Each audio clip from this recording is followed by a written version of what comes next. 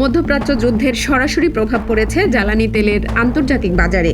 পরিসংখ্যানে দেখা গেছে গত এক মাসে দেশে দেশে জ্বালানির দাম অস্বাভাবিক হারে বেড়েছে, যা সাধারণ মানুষের জীবনযাত্রায় ব্যাপক প্রভাব ফেলেছে।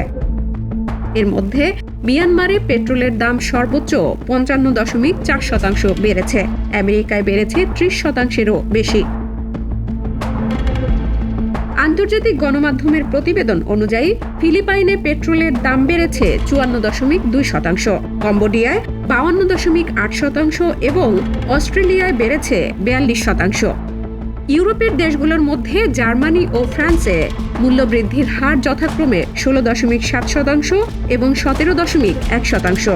অন্যদিকে কানাডায় পেট্রোলের দাম বেড়েছে ২৫.২০% এবং আমেরিকায় ৩০.২০%।